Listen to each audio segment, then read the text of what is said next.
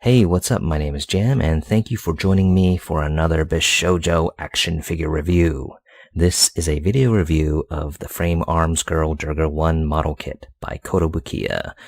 She released back in October of 2021, but if you bought her through a local store outside of Japan, then you probably didn't get her until around February of 2022. She retails for around $65 US. I also want to apologize for the audio. Some of it may sound kind of bad. I was using a different microphone at certain points of the video, so it may not sound as good in certain parts. If you're not familiar with Frame Arms Girls, they're basically girl versions of mechs from the Frame Arms series, this one being Durga 1, of course. As you can see here, this is what the Durga 1 mech looks like. So first of all, this is a model kit. You will need modeling skills to build her. So you'll need some basic modeling tools like nippers. You also need some paint if you want her to look like her artwork, because there's a lot of gold accents and some purple accents that you'll need to paint. This is a snap fit model kit. You don't need any glue. Everything snaps together and stays together pretty well.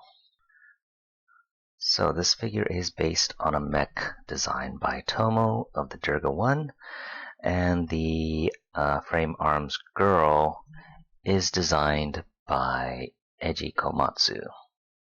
This figure uses a lot of parts from an older Frame Arms Girl called Magatsuki, which was another mech designed by the same designers, but the armor is reconfigured slightly to make it look more like the Durga design.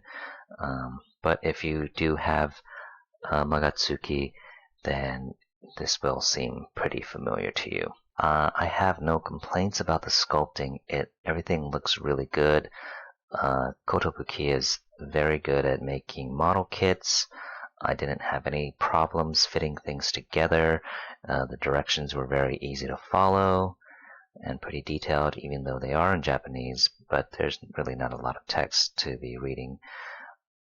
And yeah, if you've built any of the Kotobukiya model kits of girls, like any of the other Frame Arms Girls, any of the Megami Device figures, then this will be very familiar to you, and they are kind of cross-compatible with Megami Device figures.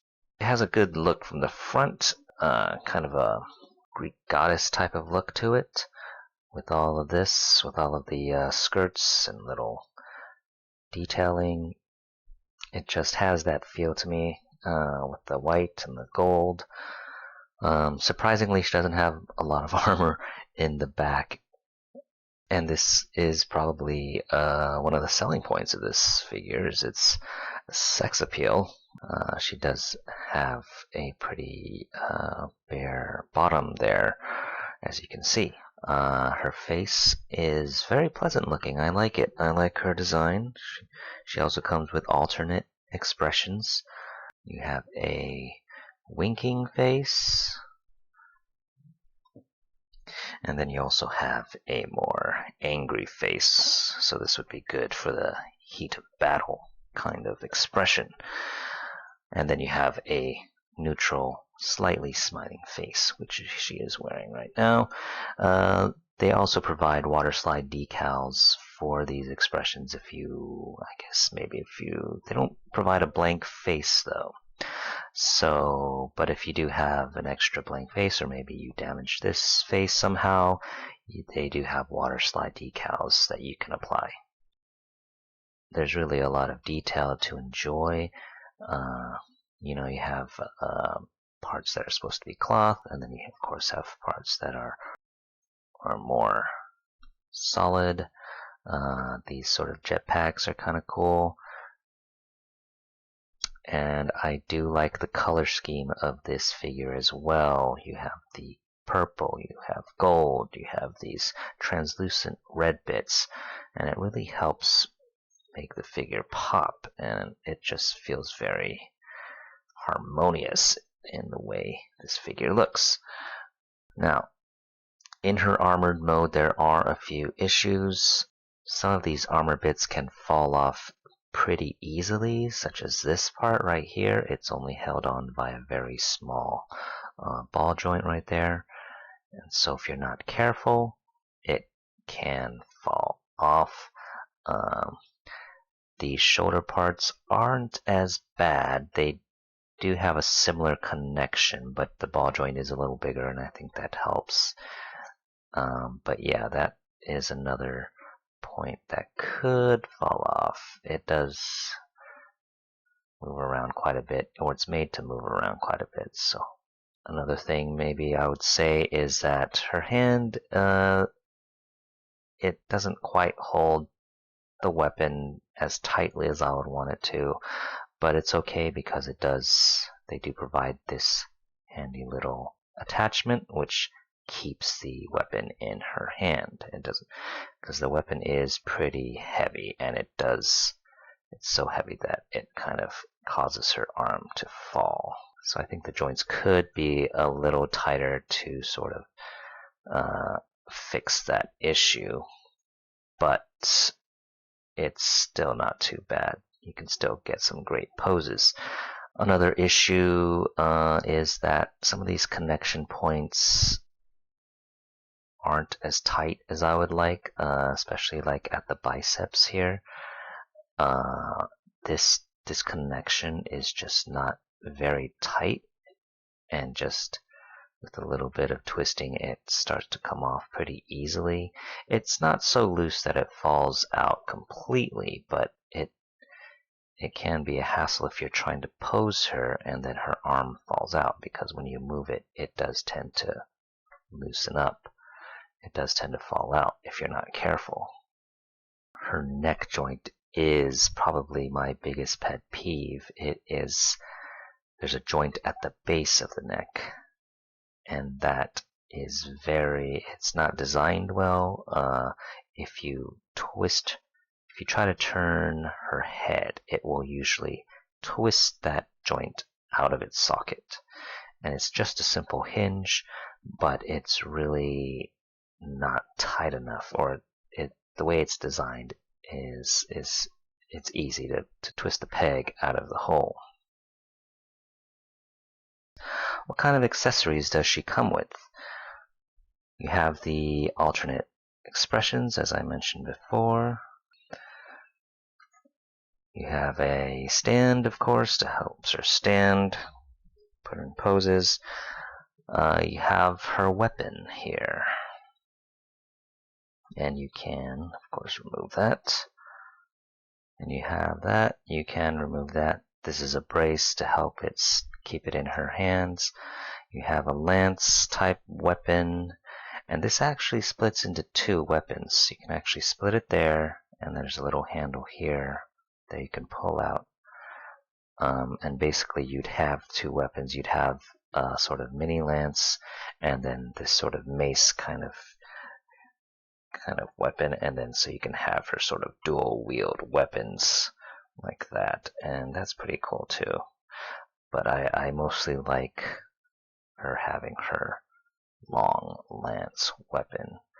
I don't know, that looks more iconic to me. But that's a cool option to have, to be able to split it into two.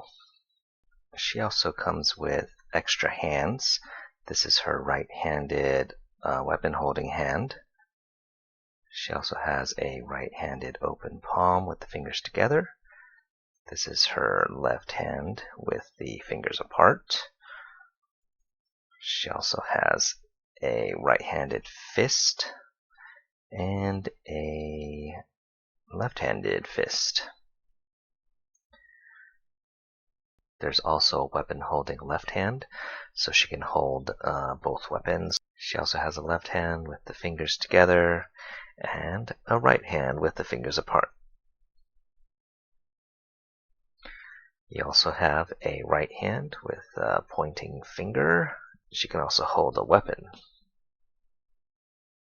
There are separate wrist joints that attach the hands to the arms, and it's pretty common in figures such as these. So let's take a look at her unarmored look. You have to take off a lot of pieces of armor and switch out some pieces.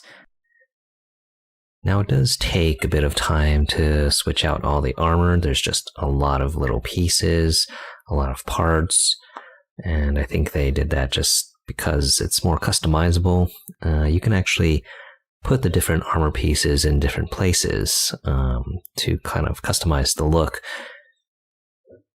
I do think the multiple pieces of armor help with the posing and articulation of the figure. You can just move the armor where it needs to be in order to get the pose you want, so that's kind of cool. This obviously shows much more skin, and her frilly undergarments give her more of a cute vibe. If you have Megami device figures, you can swap out her arms and legs for an even less armored look.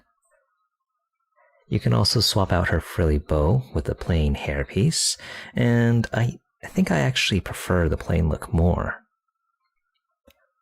While she's out of her armor, let's go over her articulation, since it will be much easier to see this way. She does have articulated hair. This little piece of armor can flip up, and her hair can also flip up to make it fly in the wind or something like that. These two pieces of hair are also articulated and can swivel and hinge, though the motion is somewhat restricted by the sculpt. This smaller armor piece allows for a wider range of motion than the larger version for her armored mode. She has a ball joint where her head is connected to the neck. There's also a swivel point that allows her to tilt her head to the left and right. And then there's a hinge at the base of her neck that allows her to tilt her head up and down.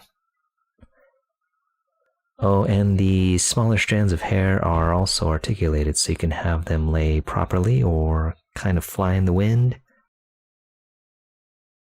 Her shoulders are hinged with a ball joint on the inner connection for a wide range of motion.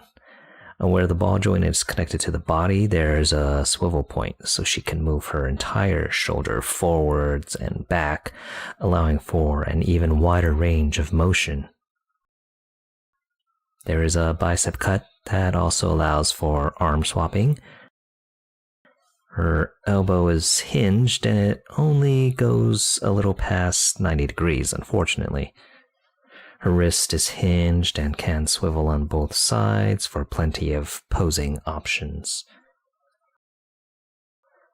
The upper torso has a ball joint so she can tilt in all directions. She can tilt forward pretty far and back pretty far as well, though it does leave quite a gap.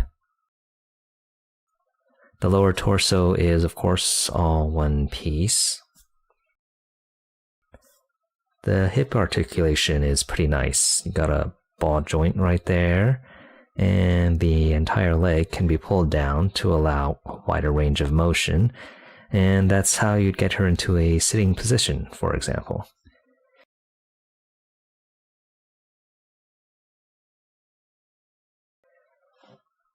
It can't go any higher than that, however, and you can't pull her leg too far out to the side either due to the design.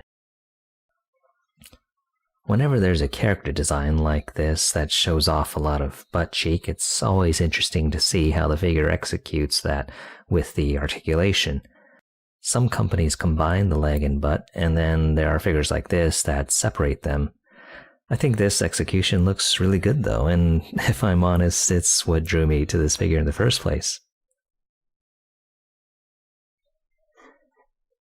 She has a swivel point here at her thigh, which also allows for the swapping of leg parts. You have a double hinge knee for a wide range of motion there. That's plenty adequate.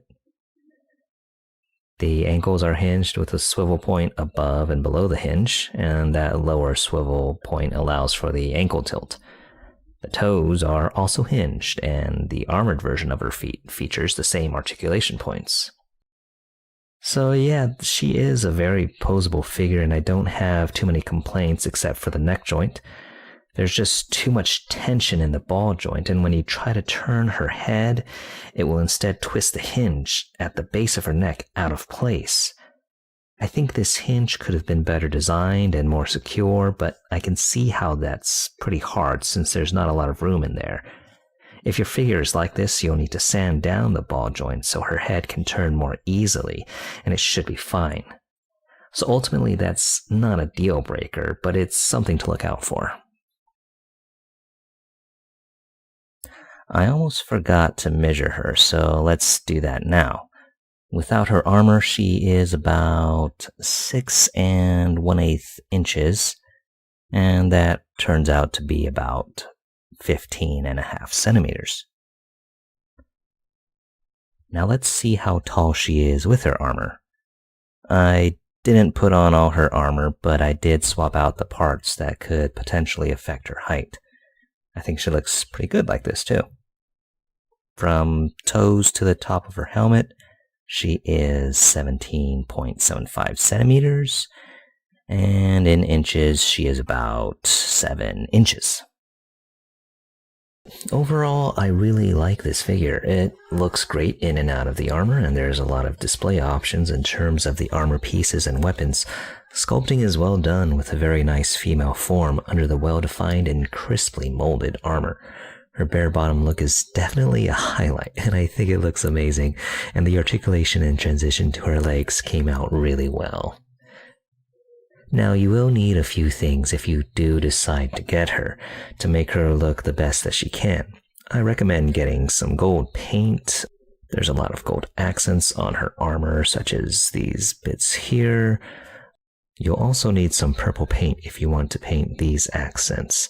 I didn't really do a good job here, but you'll need that purple to paint these details since it doesn't come painted and there are no water slide decals for these accents. I kind of wish there were decals for these since these accents are pretty small and thin, and I had trouble painting them since I was just using a Gundam paint marker. You may even want to try masking tape on these areas if you can. I also used Gundam Real Touch markers to add some shading to her skin, and it really helps bring out the details.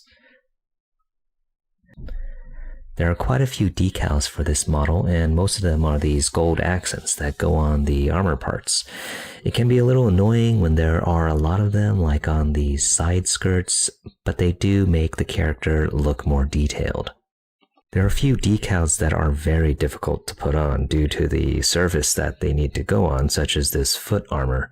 It goes right on basically a corner here where it's practically a 90-degree angle, and you have to pretty much fold the decal around the corner, which can be very hard to do with just water. For things like this, I recommend using a decal softener such as Mr. Mark Softer. You basically just apply some of it to your decal after you put it on, and your decal will be easier to fold and conform to odd surfaces. Not a whole lot to complain about, but the neck joint I mentioned earlier is my biggest gripe. There are also those fiddly armor bits, but try to keep in mind that this is a model kit, so it is more fragile than an action figure. Still, they are kind of annoying when they constantly fall off when you're trying to pose the figure. So yeah, overall, I'm really pleased with how this figure came out. It looks great and is well designed, and as of this video, it's still available from the Kotobukiya US web store, so you can check the description for that link. There's also a special version of the kit with bonus parts, featuring 3 extra faces without printing on them, and extra hair pieces molded in pinkish purple plastic. As of this video, it's still available from Big Bad Toy Store for $85 US. Well, thank you for watching. Please like and subscribe if you enjoyed this video. Check out my Patreon for exclusive photos and early access to videos, and let me know if you have this figure or are interested in getting it in the comments below. Catch you next time. Jam out.